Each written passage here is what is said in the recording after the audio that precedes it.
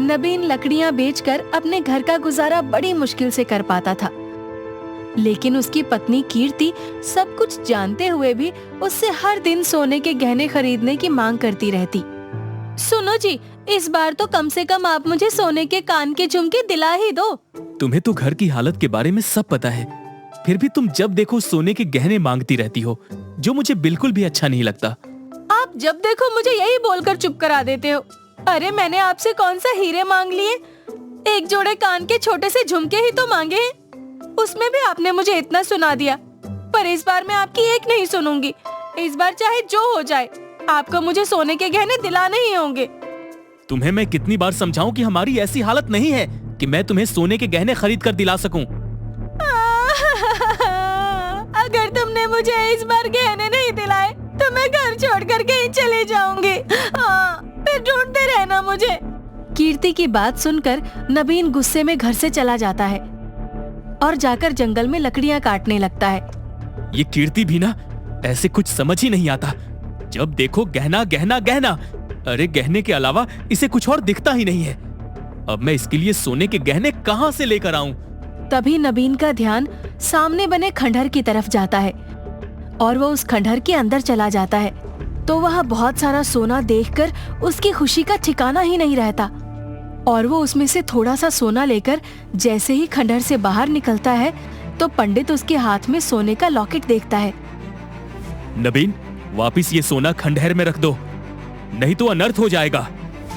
नबीन पंडित की बात सुने बिना ही घर चला जाता है और जाकर अपनी पत्नी कीर्ति को सोना दिखाता है।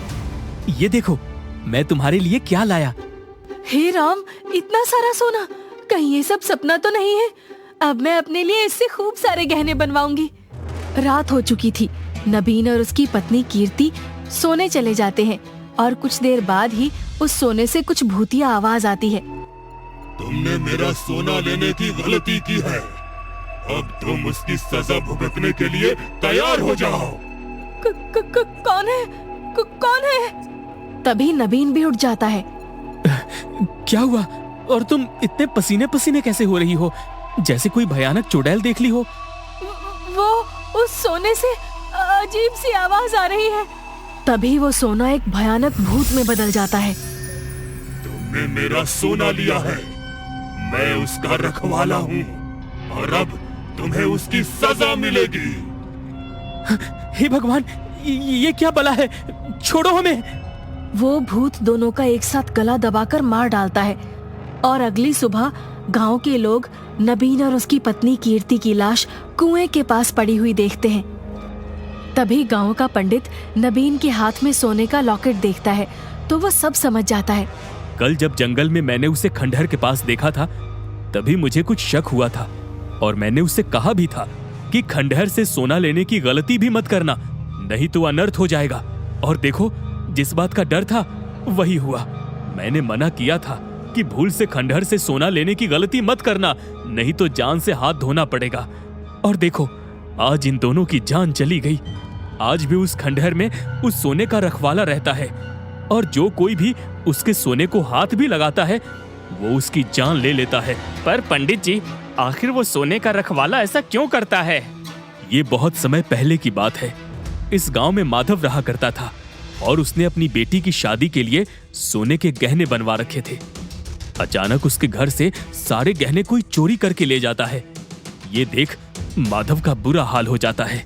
हे भगवान, ये क्या? सारे मेरे गहने चोरी हो गए। अब क्या होगा? थोड़ी ही देर में बारात भी आने वाली है। फिर माधव सभी गांव वालों से मदद मांगता है, पर कोई उसकी मदद करने के लिए तैयार नहीं होता और तभी बारात आ जाती है। और जब दूल्हे का पिता माधव की बेटी को बिना गहनों के देखता है, नहीं नहीं, दुल्हन के गहने नहीं तो ये शादी भी नहीं होगी। चलो बेटा यहाँ से, अब ये शादी नहीं होगी। ये क्या, दुल्हन बिना गहनों के? अरे समधी जी, दुल्हन के गहने कहाँ हैं? माफ करना समधी जी, दरअसल गहने चोरी हो गए और मेरे पास इतने पैसे नहीं है कि मैं और गहने खरीद सकूं। नहीं नहीं, दुल्हन के गहने नहीं तो ये शादी भी नहीं होगी। चलो बेटा यहाँ से, अब ये शादी नहीं होगी। बारात वापस लौट जाती है, जिसकी वजह से माधव की बेटी उस खंडहर में जाकर अपनी जान दे देती है। ये देख माधव को बड़ा ही दुख होता है और अपनी बेटी की मौत के बाद वो चोरी करना शुरू कर देता है। लेकिन एक दिन जब मुखिया की बेटी की शादी होती है तो माधव मुखिया की बेटी के गहने चुराकर खंडहर में छुपकर बैठ जाता है। फिर सभी गांव वाले उसका पीछा करते हुए वहां पहुंच जाते हैं। माधव, हमें पता है तुमने ही मुखिया के गहने चुराए हैं। देखो, गहने वापस कर दो, नहीं तो मुखिया की बेटी की बारात वापस चली जाएगी। बारात वापस जाती है तो जाए, पर मैं ये गहने किसी को नहीं लौटाऊंगा। क्यों? वो दिन भूल गए जब मैंने तुमसे मदद मांगी थी, पर किसी ने भी मेरी मदद नहीं की और मेरी बेटी की बारात वापस चली गई, जिसकी वजह से मेरी बेटी ने अपनी जान दे दी। मैं किसी को कोई सोना नहीं लौटाऊंगा। ये सोना मेरा है, मेरा। देखो, तुम ये सही नहीं कर रहे हो। मुखिया के गहने वापस दे दो, नहीं तो अच्छा नहीं होगा।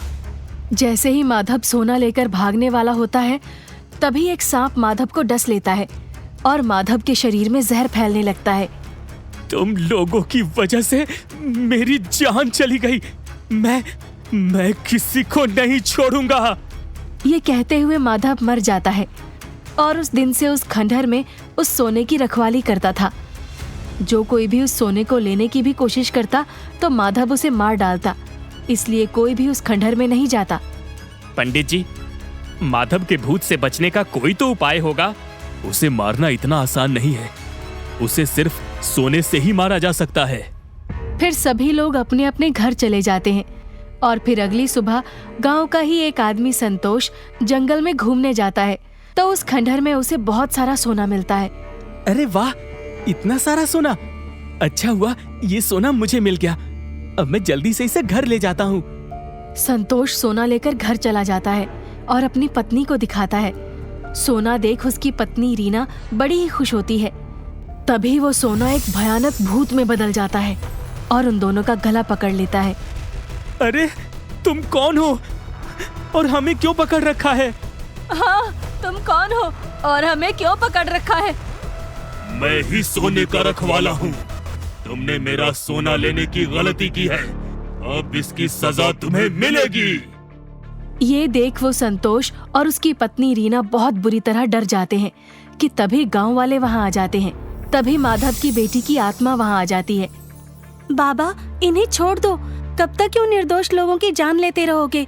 इन्होंने तुम्हारा क्या बिगाड़ा है जो तुम इनकी जान ले रहे हो? क्या आपके ऐसा करने से मैं आपको वापस मिल जाऊंगी?